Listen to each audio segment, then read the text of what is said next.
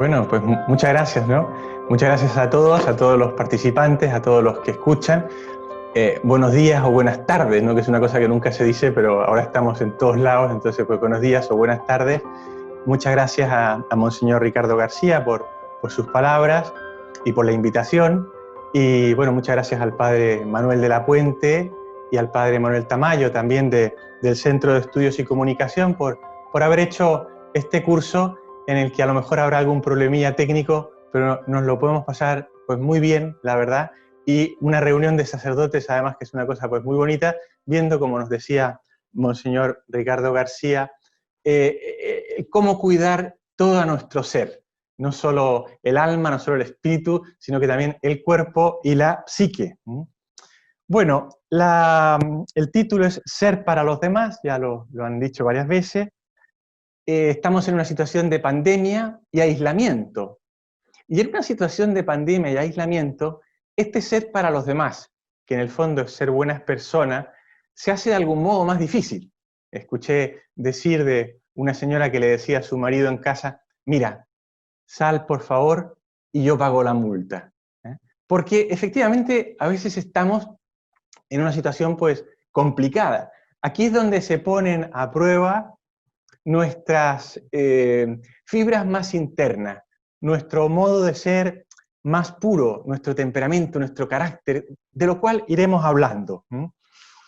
Ser para los demás incluye esto, como decía, ser buenas personas, que en el fondo son todas las bienaventuranzas del Evangelio, o sea, ser pobres de espíritu, mansos, justos, misericordiosos, limpios de corazón, pacíficos. Son estas las notas propias del cristiano, el carné de identidad del cristiano, como decía el Papa Francisco. Y claro, es un camino, es un recorrido en que tenemos que ir afinando cada una de estas notas para llegar a ser buenas personas, para los demás. Claro, hablar de buenas personas es un reto. Y les confieso que, claro, cuando con el Padre Manuel veíamos este título, decía yo, ser para los demás, ser buenas personas. Y uno se pregunta, ¿y tú? ¿Eres buena persona? ¿Vives para los demás? Pues claro, si no, un poco hipócrita eres, ¿no? Y me ayudó y me tranquilizó, porque tampoco sirve de nada, digamos, seguir complicándose toda la vida, ¿no? Entonces no soy buena persona, no le puedo hablar a los sacerdotes de ser buenas personas, porque claro, no se dice nada, ¿no? Me ayudó algo que le he aconsejado a veces a otras personas, que es decir, mira, si es que nunca te has preguntado en tu vida si puedes ser una mala persona, ten cuidado, porque a lo mejor lo eres, y eres pesado además. Si nunca te has preguntado si eres pesado, puede que lo seas. Ahora, si de vez en cuando te lo preguntas, ¿soy o no pesado? ¿Cómo estoy con los demás? Y te esfuerzas por ir mejorando, en general las cosas se resuelven. Bien, hablamos de todo esto, decía, en una situación complicada, en una situación de emergencia, en una situación de mucho sufrimiento, pero que de algún modo ha supuesto un freno a la prisa. Hablando con unos chicos, les di también una charla de cómo ser felices con tu temperamento, me decía uno, pero hoy parece que todo el mundo es capaz de hacer todo. Es el eco del yes we can, o el just do it. Tú lo puedes hacer. Y este chico, estudiante de colegio de último año, ¿no? Me decía, claro, yo veo esto, me veo a mí mismo y me agobio. Y es verdad, a veces esto que está como muy difundido, de poder hacer siempre todo y todas las personas, produce un poco de agobio.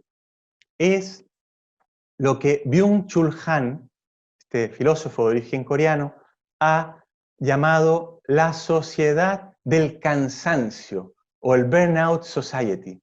Una sociedad en que la gente se empieza a quemar, está quemada.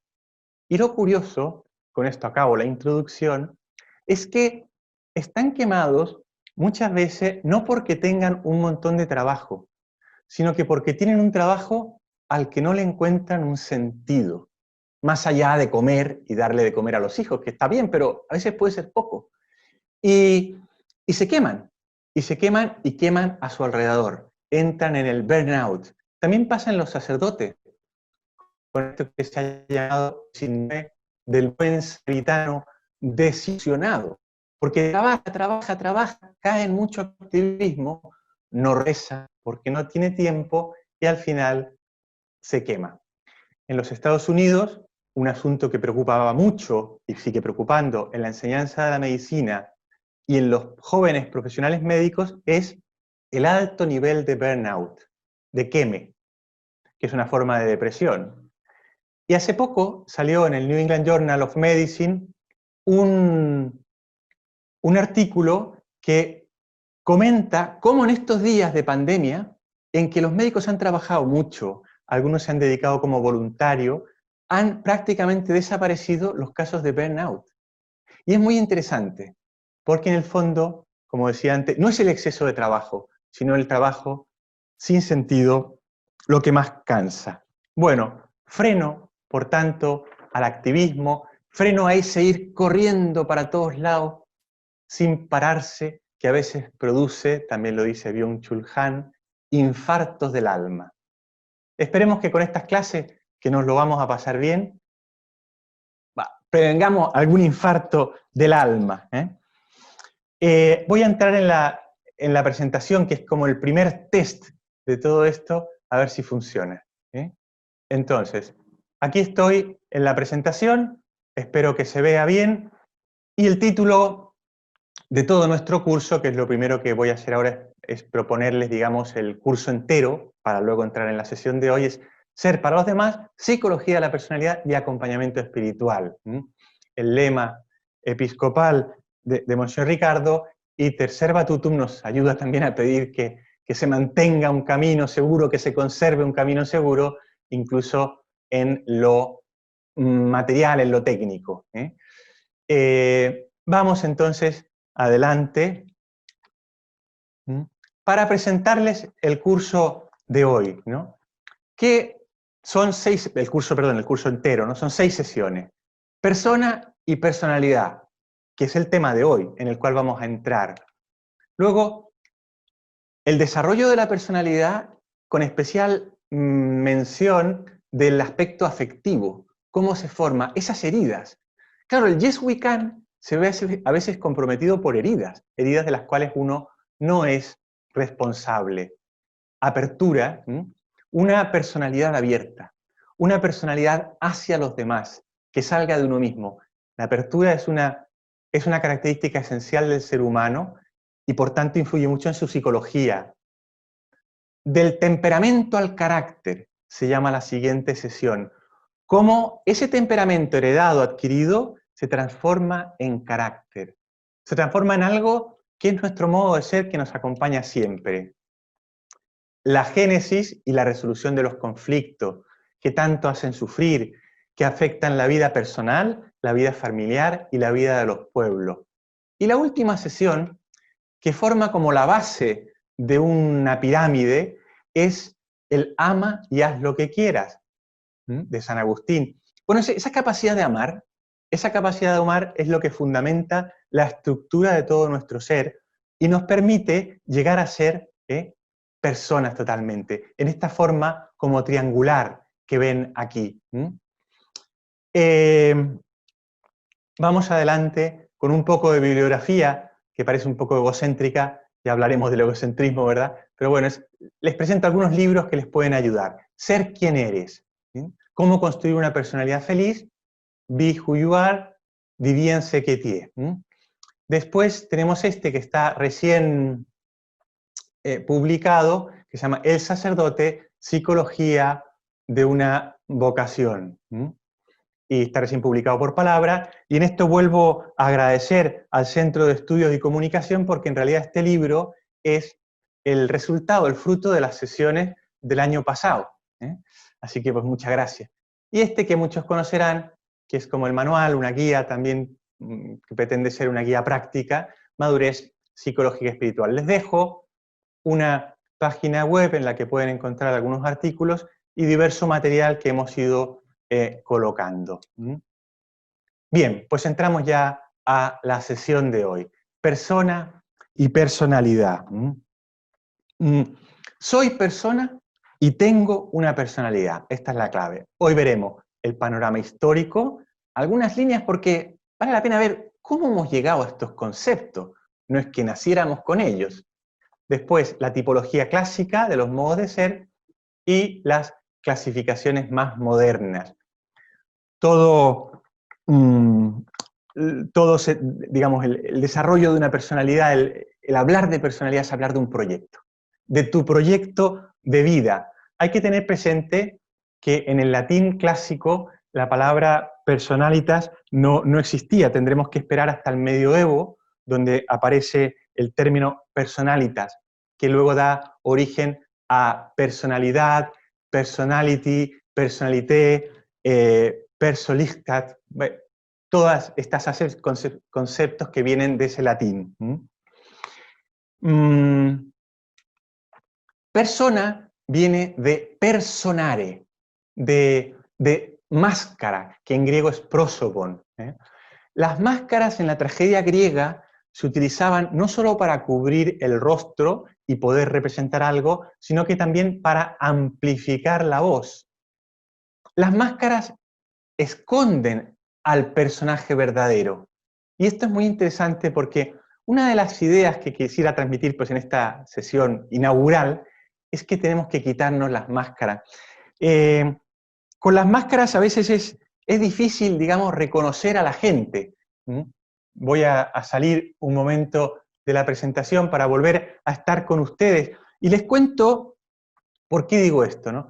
Cuando vemos a la gente ahora con máscaras que están frecuentes, ¿quién será? ¿Quién será?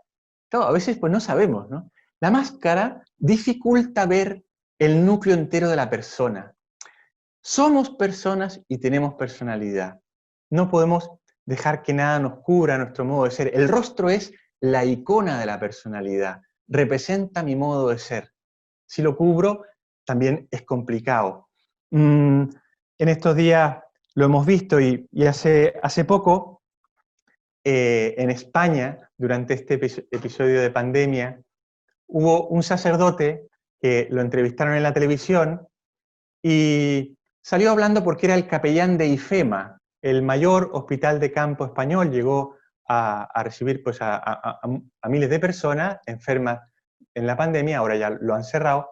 Y este capellán, bueno, pues aparecía con la máscara y, claro, yo no le reconocí, hasta que después me di cuenta, cuando se quitó la máscara, claro, pero si yo con este sacerdote he vivido muchísimos años en Roma, somos los dos médicos y los dos nacimos exactamente el mismo año.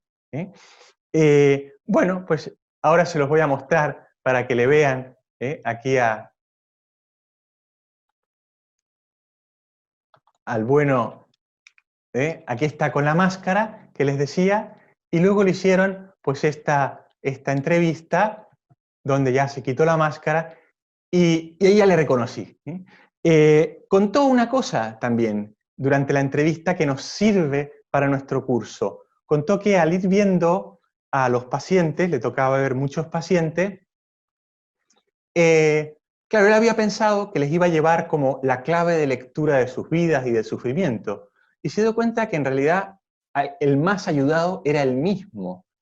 Y le preguntaba a la entrevistadora, ¿no? Bueno, ¿y qué le decían los pacientes? ¿Cómo le llamaban? ¿Qué le pedían? Y dijo, pues la verdad es que lo que más querían era que les escuchara. Alguien que les escuchara. Claro, escuchar significa te quiero, significa sé quién eres, me interesas, me hago cargo de lo que te ocurre, es algo pues, muy importante. Esto nos servirá para todo el curso pensado para el acompañamiento espiritual. Escuchar a las personas, no ponerles etiquetas, que a veces de eso somos muy expertos, pero escucharlas, saber quiénes son, ayudar a veces también a quitar las máscaras para poder verlas mejor. El sacerdote se llama Juan Jolín. Cada persona tiene un nombre, tiene un nombre. Detrás de una persona hay un nombre, que es otra icona de la personalidad. Soy persona única e irrepetible y tengo una personalidad, que es el modo de ser de cada uno, que se va formando a lo largo de toda la vida. Se forma desde antes que nacemos hasta toda la vida se va formando. Soy persona, es decir, soy único, irrepetible, me poseo a mí mismo. Tengo esa autoposesión que es una de las características de la persona que más han resaltado los personalistas, Kierkegaard, Romano Guardini, Karol Wojtyła. Me poseo a mí mismo, la persona se posee a sí misma, es libre, es capaz de controlar sus estímulos instintivos, las fuerzas ciegas que la empujan en una dirección y otra. La persona es el yo. Y la personalidad es un atributo de la persona. En esas características de la persona se funda su dignidad única, inalienable. No olvidemos entonces que siempre encontramos a una persona y aunque humanamente siempre ponemos etiquetas, este es así, este es asá, este se mueve así, mira cómo mueve las manos, las mueve mucho, las mueve poco, habla demasiado, habla poco. Bueno, siempre vamos poniendo etiquetas que luego nos sirven para saber cómo es la gente, pero hay que tener cuidado. Modo de ser que se forma a lo largo de toda la vida, por tanto puede cambiar. Y nos define. Nos define hacia nosotros mismos y hacia el exterior. Nos define en todo nuestro ser la personalidad. Y es dinámica, es otra característica de este modo de ser, es dinámica. ¿Qué significa es dinámica? Significa que está en movimiento hacia adelante, es un proceso, y también tiene un dinamismo interno entre lo consciente y lo inconsciente. Hay muchas cosas que no sabemos de nosotros mismos, heridas, dificultades, cosas que quedan grabadas desde antes incluso de nacer en nuestro ser. No poner etiquetas, aunque tendamos a ponerlas. Es como una etiqueta social. Todos queremos ponerle aquí el nombre, ¿no? Melancólico, sanguíneo, colérico, flemático, cosas que iremos viendo. Este tiene tal modo de ser, tal otro. Pues tener un cierto cuidado con esas etiquetas. Vamos adelante con el panorama histórico, que era el primer punto de hoy. Ver cómo han nacido estos conceptos. Desde siempre ha existido un interés por calificar a la persona, por entender de dónde procede su forma de ser. Los moáis de Isla de Pascua, que tienen aquí todos distintos, cada uno con sus heridas, con su daño que ha dejado el tiempo, hechos por un escultor, no se sabe para qué, pero ahí están, pesadísimos, solo el sombrero pesa como 10 toneladas, son cerca de 900 figuras, miran todas hasta el interior, hacia el interior de la isla y no se sabe por qué.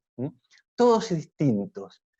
Les ponían, dicen, en los ojos unos corales para que brillaran de algún modo y representaran los ojos. Eran como la imagen viva de los antepasados, como una representación de algún modo de la personalidad. Fueron esculpidos, puestos allí pues en los años 700, más o menos 1600 después de Cristo.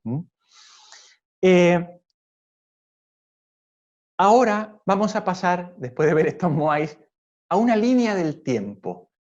Esa línea del tiempo nos muestra cómo ha surgido, vamos a ir viendo, el concepto de personalidad. Desde la antigüedad griega, con Empédocles, que se fijaba especialmente en lo que había, el fuego, el aire, la tierra y el agua. Entonces la gente podía ser como estos elementos, ¿no? Como el fuego chispeante, que no se podía, digamos, determinar qué iba a pasar con él, que daba miedo. Después, como la tierra, más estable, como el agua, tranquilo, manso, fluido, como el aire, volátil. Bueno, vino después Hipócrates, que se centró ya no tanto en la naturaleza, sino en los elementos del cuerpo humano. Ya lo vamos a ver, pero la flema, la sangre, los líquidos corporales. He puesto aquí en la línea del tiempo a Jesucristo, porque con el cristianismo comienza más claramente el concepto de persona, con su dignidad única. Persona, hija de Dios. Persona impresionantemente valiosa, por el hecho simplemente de existir, de ser persona. Luego tenemos a Galeno, o Galeno, que toma los elementos de Hipócrates y los lleva a los temperamentos, que los vamos a ver ahora con más calma justo en esta sesión. San Agustín lo he señalado también, porque es importante en todo el recorrido del concepto de persona y personalidad. Boecio, la primera definición de persona, ¿verdad?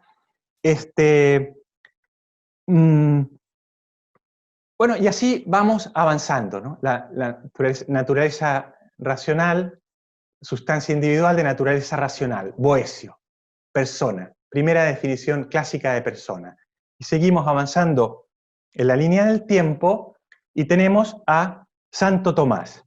Santo Tomás toma este concepto de persona es rationalis natura individua substancia de Boecio y lo une al acto de ser. Seguimos avanzando en el concepto de persona y Santo Tomás también ya se mete de lleno en el concepto de personalidad para explicar la Trinidad.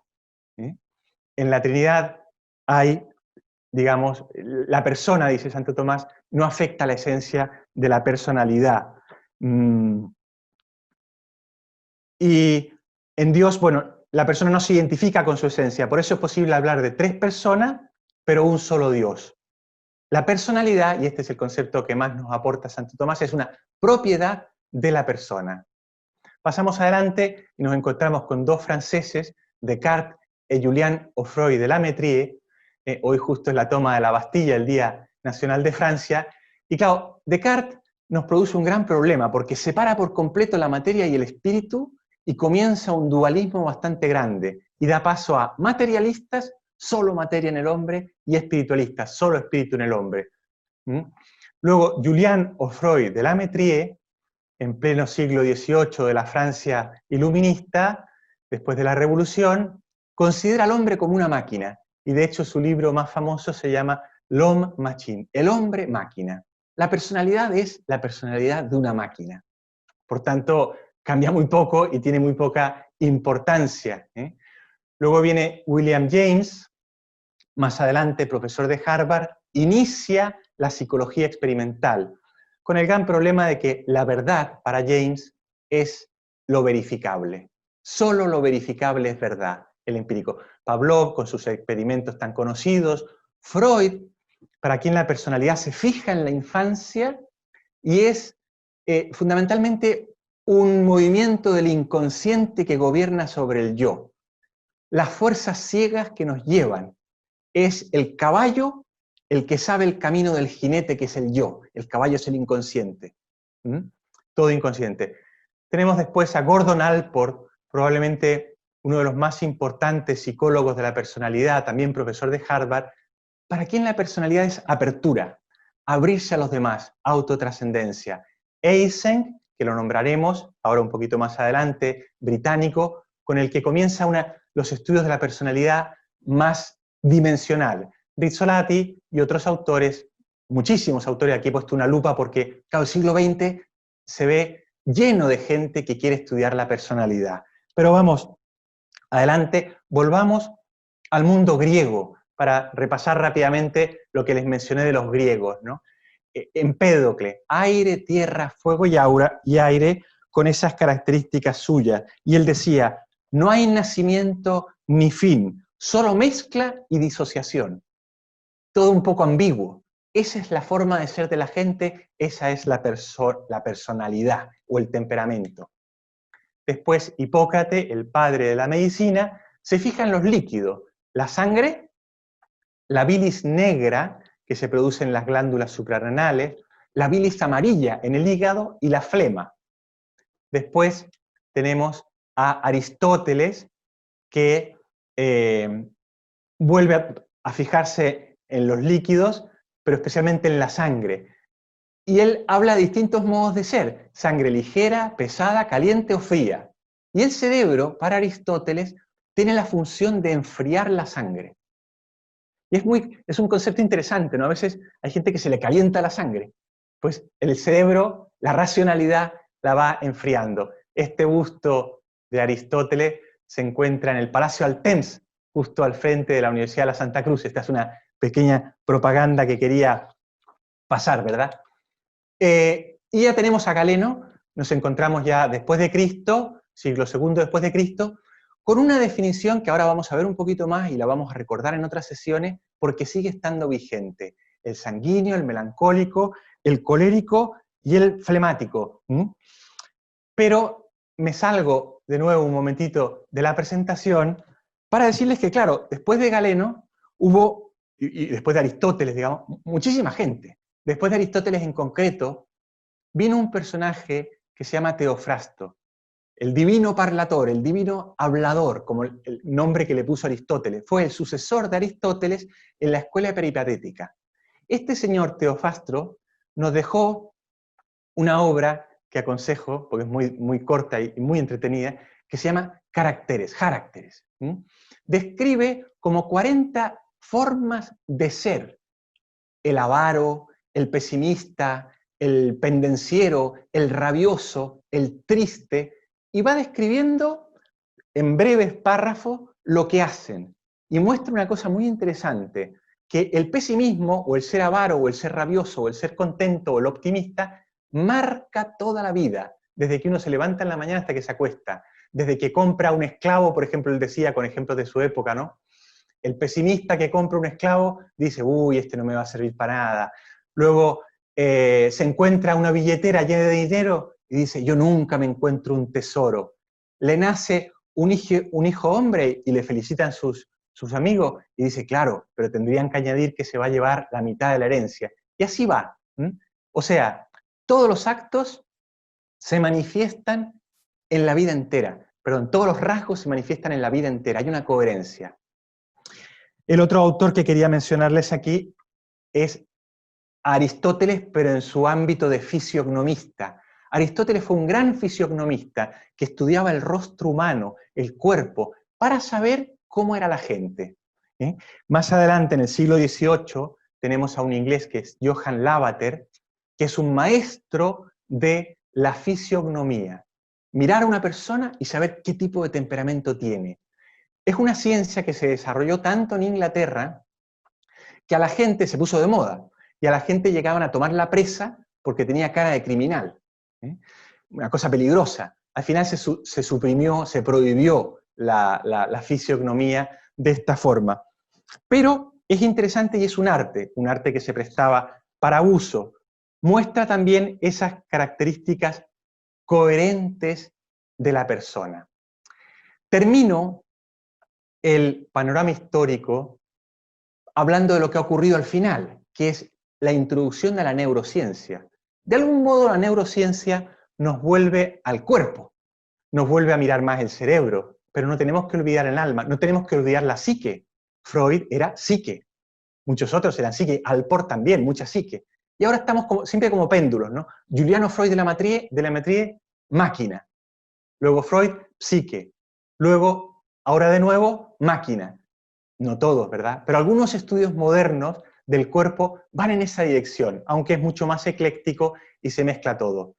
La neurociencia, que es el gran avance en el estudio de la personalidad moderno, tiene muchos autores. Comenzó prácticamente en un día, el 13 de septiembre de 1848, más o menos, porque había un señor que se llamaba Phineas Gage, que muchos le conocerán, que era un trabajador de las líneas de ferrocarriles de Cavendish, y con una barra de acero de 1 metro y de 3 centímetros de diámetro, de acero potente, estaba haciendo agujeros en la roca para meter la pólvora y hacerla estallar. Con tal mala suerte que ese día, 13 de septiembre de 1848, hizo así con la barra, estalló y le cruzó todo el cráneo. Y salió disparada la barra. Le lograron salvar, pero le cambió completamente su modo de ser, su personalidad, hasta tal punto que se hizo famosa la frase del médico, el doctor Harlow, que decía, Mr. Gage, no longer Gage. No, el señor Gage ya no es más Gage, porque era una persona responsable, tranquila, serena, que de un momento a otro se había convertido en una persona muy dejada, muy llevada por sus instintos, muy impulsiva, muy poco serena, muy poco tranquila, muy poco amable con su familia. El cerebro tiene un papel muy importante. Y vuelvo a esta presentación para mostrarles a el nostro, si podemos, al nostro, a ver dónde se metió, al nuestro Phineas Gage. Aquí le ven ustedes, esta es una representación de cómo le pasó la barra por el medio del cerebro. Algunos dicen que fue como la primera lobectomía que se hizo de un modo un poco médico. Y aquí está una representación en que él posaba, luego participó en muchas, digamos, ferias, se exhibía con la barra, su cráneo está en un museo. Fue, digamos así como dato anecdótico, fue a Valparaíso, después del accidente, Valparaíso en Chile, donde trabajó en los tranvías y en el ferrovía este que sube, ¿no? Bien, luego murió muy joven, lógicamente tenía bastante daño, pero de aquí surgen todos esos movimientos que llevan a la tipología más moderna que vamos a ver al final. Pasamos a este segundo punto, que es la tipología clásica de los modos de ser. Es una vuelta atrás a Galeno, partiendo, como se acuerdan, de la tierra, del agua, del aire y del fuego. Él, en cambio, Galeno, se fijará en los componentes internos para determinar unos tipos de temperamento. Y quería hacerles un ejercicio más o menos rápido de fisiognomía. Si estuviera allí, les preguntaría, pero lo hacemos sin pregunta. Les voy a mostrar una imagen y ustedes piensen, sin haber sabido todavía muy bien cómo son cada uno de los temperamentos, porque no los he descrito, cuál podría ser. Y muchos acertarán. Entonces aquí tenemos, ¿no?, a un poeta, son representaciones clásicas, antiguas, ¿no?, cómo se representaban para especialmente los estudios de fisiognomía, un poeta con rasgos acusados, con grandes arrugas entre la frente, ojos tristes. Y ya muchos habrán dicho, es el melancólico. Entonces, es verdad, es el melancólico que viene de melancol, bilis negra. Y en todas estas que les pondré ahora, les dejo también para que lo tengan después, que les quede, lados positivo y negativo. Más adelante veremos cómo pasar de esto al carácter. Eso será en otra sesión. Entonces son personas que suelen ser responsables, con un sentido del deber, leales, fijadas en una idea. ¿Qué es lo que tienen de negativo? Perfeccionistas, inseguros, con tendencia al escrúpulo. Segundo ejercicio. Que ya, pues, las penas se le han tapado un poquito con la grasa, son personas menos emotivas, más bien gorditos, felices, somnolientos, flácidos, poco lugar para los sentimientos. Es el flemático. Y este flemático es una persona que tiende al equilibrio, al autocontrol, son comprensivos, sangre fría, gente buena, gente acogedora, sangre fría. Pero también son lentos, pocos intereses, les faltan los sueños. Ya veremos cómo sacarles partido. Y nosotros mismos, porque estos son mezclas, no es que sean todos o melancólicos, flemáticos, hay mezclas, ¿no? El tercero es ¿no? ¿Quién puede ser? Rabioso, con cara, digamos, rígida, fuerte, el conquistador, huesos bien pronunciados, ¿no? El colérico. Colérico es una persona aguerrida, apasionada, entusiasta, de sangre caliente, que tiene el lado malo de la intolerancia y la irritabilidad. Y por último alegre, tranquilo, sencillo, sin ninguna arruga, el que se lo pasa bien, el que a veces puede ser un poco vacío también, pero es el sanguíneo, con un tono vital alegre, entusiasta, tolerante, espontáneo, pero impulsivo, frívolo y cambiante, de algún modo. Bueno, esto es lo antiguo y ¿qué podemos sacar de todo esto? Muchas cosas, les pongo un resumen, que es los aportes de todas estas corrientes, de la psicología de los humores, de la psicología también más antigua, incluso de Empédocles, podemos ver la correspondencia de la química y el temperamento. Es decir, hoy en día se sabe que hay muchas sustancias químicas que afectan nuestro modo de ser, nuestro carácter. La oxitocina, la serotonina, como hormonas o sustancias químicas, neurotransmisores que nos ayudan a estar más contentos, más tranquilos, más serenos. El cortisol, una sustancia de la que también volveremos a hablar quizá, que en cambio nos ciega, porque nos lleva por el lado del estrés y hace mucho daño. Es decir, hay una correspondencia entre la química y cómo te encuentras, tu temperamento, tu modo de ser. Después de la fisiognomía de Aristóteles, de Lavater, ¿qué es lo que sacamos? La relación entre el temperamento y la estructura. Es verdad, una persona que tiene un determinado cuerpo, un gordito, un más flaco, bueno, tiene su forma de ser que se refleja en lo que le vemos. Y sobre todo esto que está aquí, las características expresivas coherentes. No hay, decía Lavater, ojos tristes y sonrisas alegres. Hay una coherencia en el cuerpo y cuando se detectan incoherencias hay problemas. Hay problemas en los modos de ser. La incoherencia es un gran desestabilizante psíquico y se nota. Teofrasto va en la misma línea, la coherencia de todos mis actos, de todo lo que yo hago. Los actos cotidianos son coherentes entre sí. Y por tanto los actos que yo hago me van formando como persona. Si yo robo, poquito a poco, me voy convirtiendo en un ladrón. Adquiero la personalidad de un ladrón. Esa es la coherencia. Bien, vamos entonces al último punto, que son las clasificaciones más modernas. Como les adelanté, aquí ya nos metemos dentro del cuerpo de nuevo, dentro del cerebro, con todos sus cables, con todas sus conexiones, con toda su maravilla de interconexión, con sus redes neuronales, que son plásticas, que pueden ir cambiando, que se modifican. Hasta hace poco se creían que eran rígidas, ahora se sabe que se pueden modificar. Tanto el bien como el mal las cambian.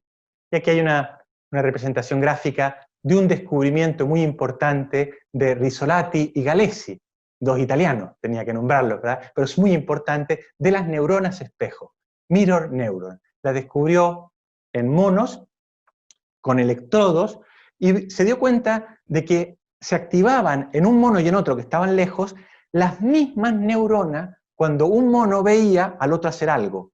O le veía enfadado y se activaban las neuronas del enfado. Le veía triste y se activaban las neuronas de la tristeza en el otro mono. Y en el ser humano ocurre lo mismo. Y es una prueba de que todos estos cables interiores de algún modo muestran también nuestra relacionalidad. ¿eh? Con las clasificaciones modernas se ponen menos etiquetas, porque todo entra dentro de lo que son formas de ser con puntaje, digamos. ¿no? Cada uno tiene un puntaje en un determinado aspecto y se ponen menos etiquetas. ¿Mm?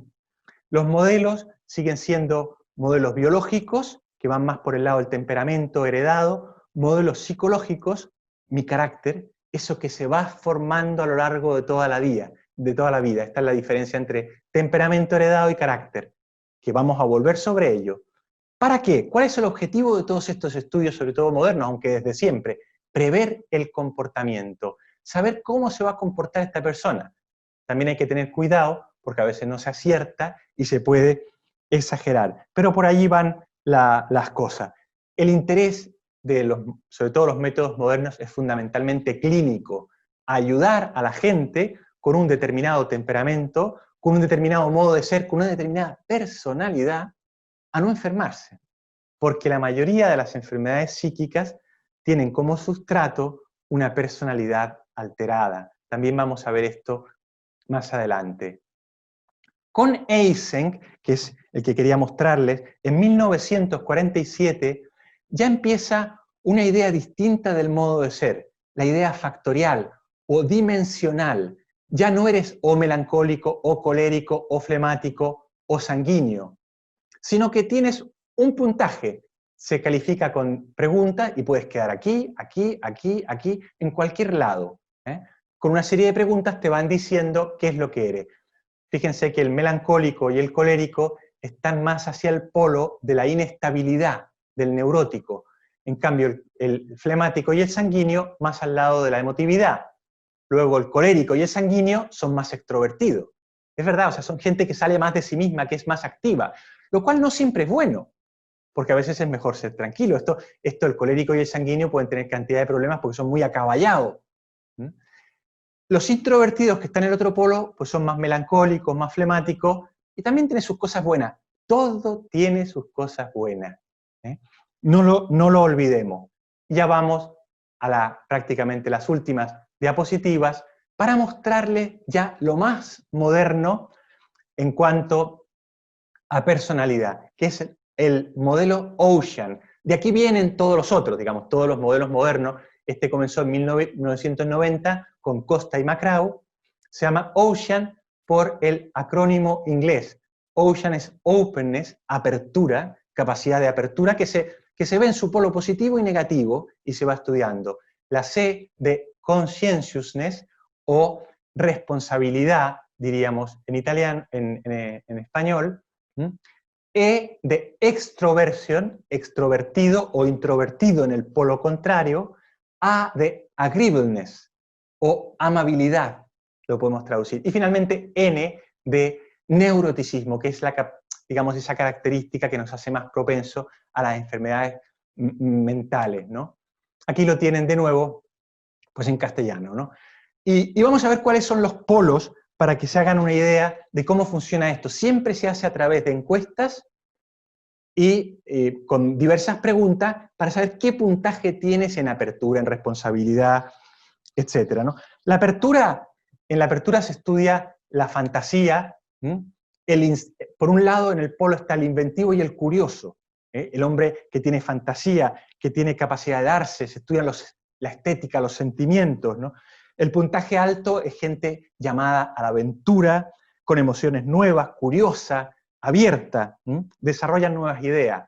El responsable se ve la competencia, el orden, el deber, y en un polo está el eficiente y el organizado, y en el otro el descuidado. El extrovertido, pues el extrovertido enérgico, el que sale de sí mismo, el que habla, es el alma de la fiesta. Y el introvertido es el más reservado, el más tranquilo, y esto hay muchas variaciones intermedias. El amable, pues el amigable, compasivo, que es capaz de hacerse cargo de qué es lo que le sucede al otro, y el desapegado, que le importa muy poco todo lo de los demás. Y finalmente, el otro es el neuroticismo, nervioso, irritable, por un lado, en un polo, en el polo más, digamos, favorable al neuroticismo, de más alto puntaje en neuroticismo, nervioso, irritable, ansioso, activista, perfeccionista. Y por otro lado, la persona segura, confiada, tranquila, serena. Bueno, estas formas de ser, como las anteriores, se ven en toda la humanidad.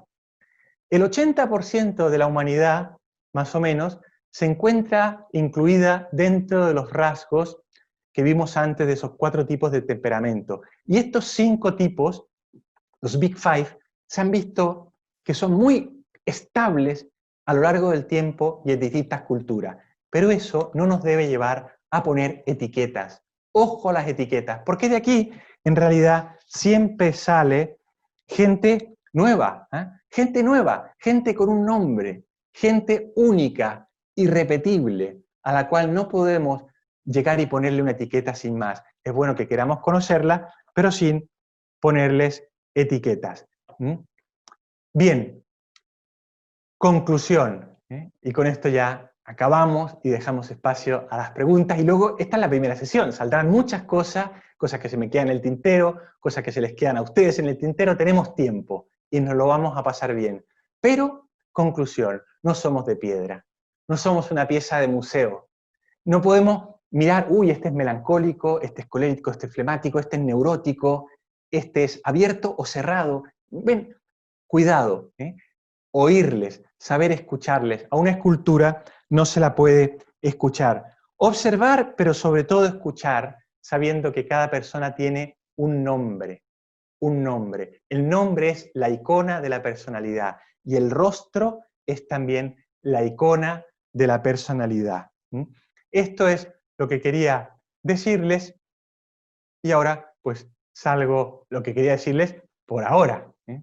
Y ahora salgo de la presentación y volvemos. Espero que no se hayan mareado demasiado entre tantos nombres, pero es una sesión inicial a la que seguirán muchas, sabiendo que todo lo que hemos visto es útil si no se absolutiza, si no se pone para siempre en uno mismo o en los demás. Porque otra cosa interesante es que este tipo de curso ayuda mucho a conocerse uno. Y si uno no se conoce, difícilmente va a ayudar a los demás. Ese es el primer paso.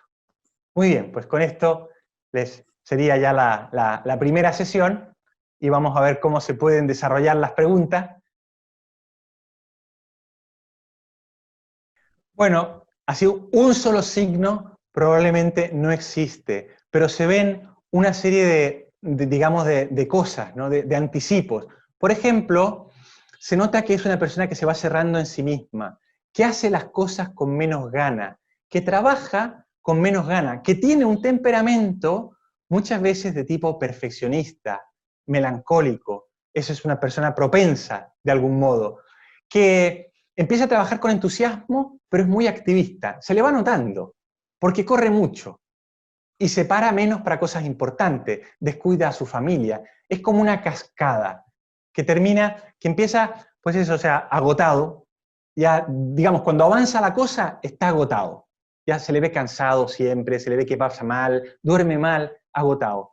Después se le ve despersonalizado o cínico, que es el segundo paso, digamos, ¿no?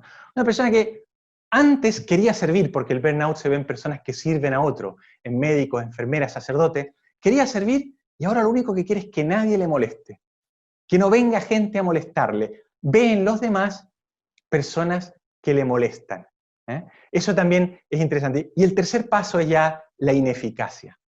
No consigue trabajar, no funciona bien. El médico que no ve pacientes, no los cura, porque no los ha tratado humanamente, se ha quemado. Es la ineficacia y el agotamiento más absoluto. Se arma como una cascada. Por tanto, sí que hay pasos o sí que hay antecedentes que te pueden hacer pensar, uy, esta persona se nos puede quemar. Va corriendo demasiado. Le han dado una carga excesiva, nadie le ha ayudado, lo han dejado solo, pero además se lo ha creído. Soy el salvador del mundo. Y ha perdido el sentido.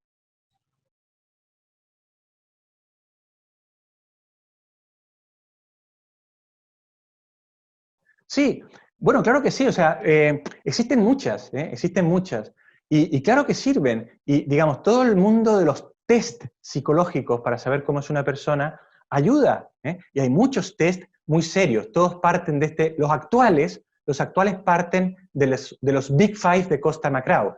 Ahora, si uno quiere hacer un test de personalidad, tiene que ser un psicólogo, o un psiquiatra, o un psicoterapeuta, o un médico, es decir, alguien habilitado para hacer test. No puede ser una persona que no tenga esa habilitación. Eso está prohibido por ley en muchos países.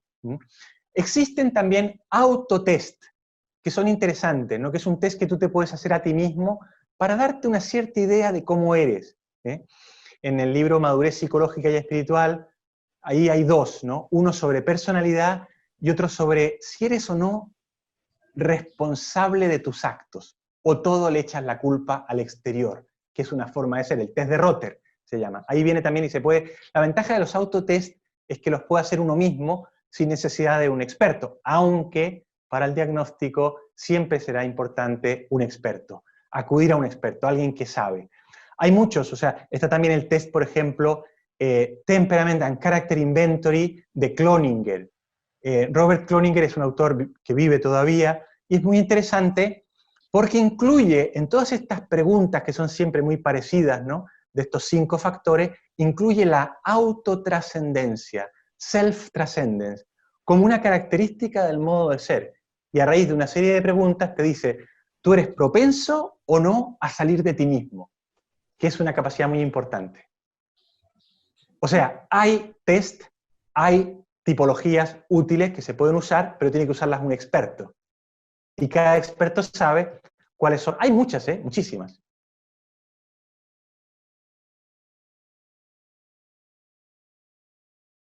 Sí, vamos a verlo después, pero probablemente sí. El temperamento, donde se incluye el orden, la perfección, una cierta idea que no llevas a la práctica, quizás el melancólico. Se puede dar en todo, y como dije antes, hay que tener mucho cuidado con las etiquetas. Me he dado cuenta que en las preguntas que la gente quiere etiquetas. ¿Quién quiere etiquetas? Habitualmente el que quiere etiquetas y recetas para arreglar todo es el perfeccionista. Y el perfeccionista muchas veces tiene más tendencia al burnout. Esto lo vamos a ver.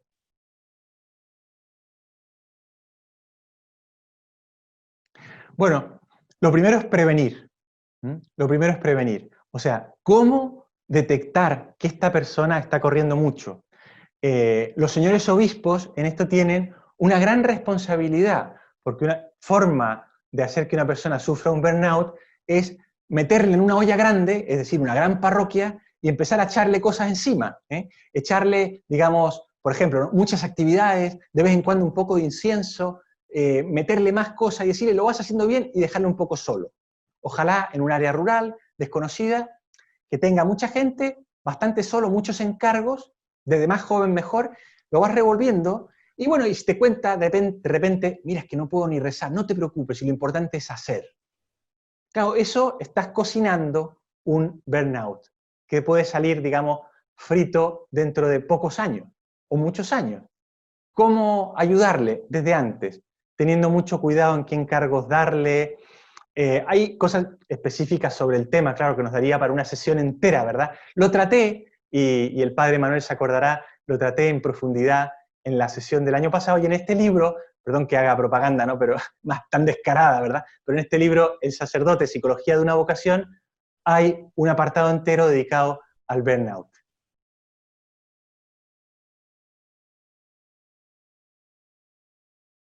Bueno, esa es la pregunta que muchas veces más difícil que me hace siempre, ¿no? ¿Cómo aceptarlo? Claro, yo me da la impresión de que estoy adelantando aquí todas las sesiones, ¿verdad? Pero es el primer paso, aceptarlo, comprender que tengo un problema. Una vez que comprendo que tengo un problema, ya la salida de él es mucho más fácil, porque busco ayuda, busco ayuda. Y una vez que busco ayuda es porque he verbalizado mi problema. Me he dado cuenta que tengo un problema. Lamentablemente, claro, la personalidad se forma desde antes de que nacemos. Este es un dato interesante. Y entonces, ¿hasta cuándo? Hasta que nos encontramos ahora. Mi personalidad sigue formándose. Si yo ahora, alguien de ustedes me dice, oiga, usted grita demasiado, se mueve mucho, yo le puedo decir, bueno, dímelo y voy a intentar pues, moverme menos, estar más tranquilo, hablar más lento, ser más sereno, pero yo no te garantizo de que lo vaya a conseguir del todo, porque yo soy así. ¿Sí? Y me he formado así durante todos los años de mi vida, y no voy a cambiar en un año. O sea, los problemas de personalidad, como las cosas buenas de la personalidad, se demoran en cambiar, porque se han formado a lo largo de toda la vida, no cambian de un día para otro, pero se modifican. Y uno se va esforzando, y de repente uno puede decir, oye, perdona, estoy hablando mucho, estoy gritando, me estoy comportando como un colérico al 100%, cuando no es verdad, tengo mucho de melancólico. Entonces, bueno, uno va aprendiendo, digamos, a conocerse mejor, a reírse de sí mismo y a no querer cambiar de un día para otro, pero sí a ponerse metas. Y hay cosas en las cuales sí que tengo que cambiar de un día para otro. Ya iremos viendo algunas.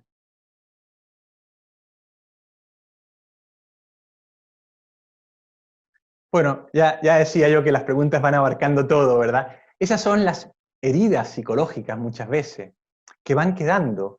Y fíjate que las heridas pueden partir desde antes de que nacemos. ¿Cómo quitarla? No es fácil. Con tiempo, con la gracia de Dios. Yo soy sacerdote. Soy médico, pero soy sacerdote ante todo. Y ustedes también. Entonces, con la gracia de Dios, nosotros creemos en la gracia de Dios. Y ya veremos cómo la gracia de Dios ayuda y puede desinstalar o desinnescare o quitar esas bombas, esas heridas que están a punto de estallar como explosivos que van creciendo.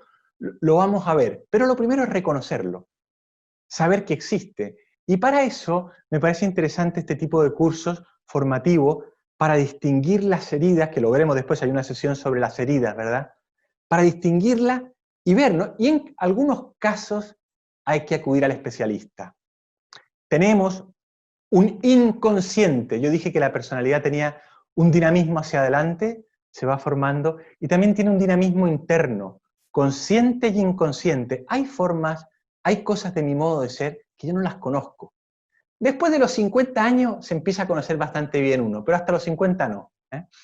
Y entonces esas cosas que están dentro de mí son inconscientes, son heridas, cosas del pasado. Allí, ese inconsciente, yo estoy convencido que también entra el Espíritu Santo. Es más, el Espíritu Santo está allí, a menos que lo echemos.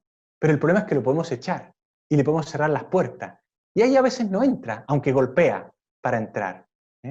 Ahora, en ese inconsciente, en esas heridas, en esas dificultades más profundas de nuestro ser, a veces el que tiene que entrar es el experto. Y el experto no es el sacerdote. Que el sacerdote puede ser psicólogo, pero no ha de hacer, del verbo hacer de fare en italiano, de hacer psicología, pero sí ser psicólogo, con esa psicología de las madres, con esa psicología de la gente que está con otro y que les quiere. O sea, esto es lo que yo te diría. Gracia de Dios, conocimiento y a veces el experto. Y ayuda del Espíritu Santo.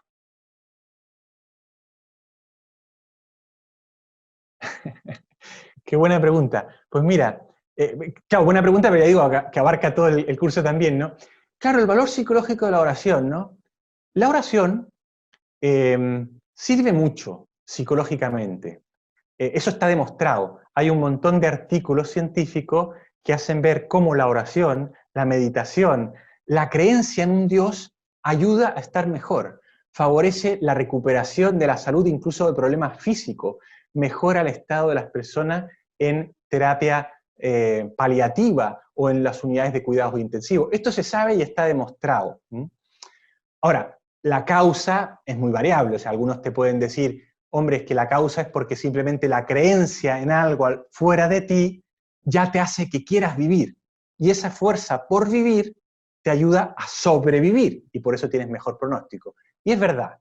Sin entrar en las causas, está claro que los momentos de oración, los momentos de pausa, ayudan mucho. Porque yo lo explico ahora desde el punto de vista psicológico, que no es el más importante, pero ayudan mucho, porque suponen una desconexión de tanto estímulo externo e interno. Es un parón, es un turn off, apagar la cabeza, que muchas veces los psiquiatras lo recomiendan. Un momento de turn off, mira, apaga la cabeza.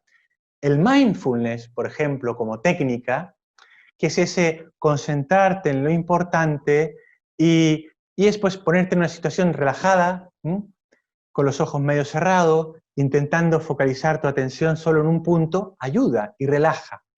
Ahora, eso no es la oración cristiana, pero ayuda.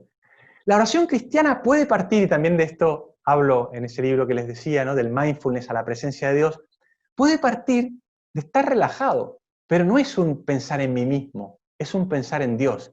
Y sí es focalizarse en lo importante. Y ese es el punto de enganche de la oración cristiana o la presencia de Dios cristiana con el mindfulness. Atención focalizada en lo importante. ¿Y qué cosa más importante hay para un ser humano que saberse querido por Dios? Criatura. Y que vive con Dios y que puede hablar con Él. Y ahí enganchamos con la oración. La oración da una tranquilidad y una paz enorme porque sé que me escuchan. Y si yo me pongo delante del sagrario, en la Eucaristía, como ustedes lo hacen, y si le tengo en la misa a ese Dios hecho pan, bueno, eso produce una tranquilidad muy grande, pero para eso hay que tener fe, hay que mantener la fe.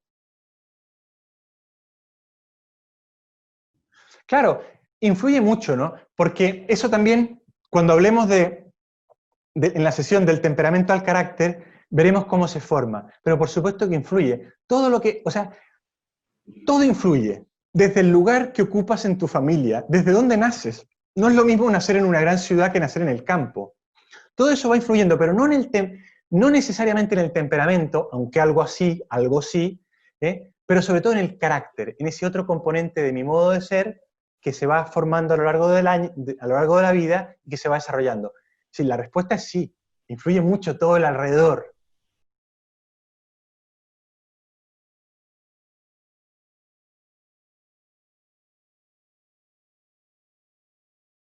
Vaya, qué interesante, la verdad es que no lo había pensado así y tendría que meterme un poco en verlo, ¿no? Pero yo, ¿qué es lo que te puedo decir de entrada?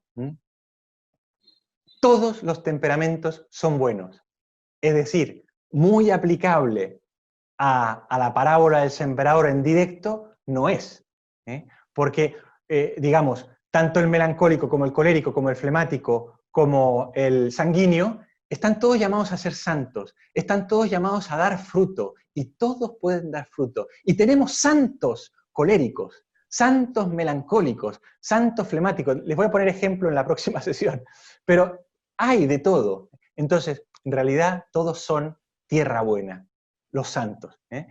Con lo cual, decir, claro, un temperamento determinado es los que cayeron en la espina, o las rocas, o los que se le comieron los pájaros, no creo que sea aplicable directamente. Sí que se puede pensar, y eso tendría que trabajar, y te lo agradezco porque le voy a dar vueltas, ¿no? Algunos modos de ser, es decir, modos de ser que se han ido formando, que se parecen más a eso. O sea, el inconstante, el que ha mantenido, por así decirlo, las características malas de su temperamento sin modificarlas. Lo podemos ver más adelante.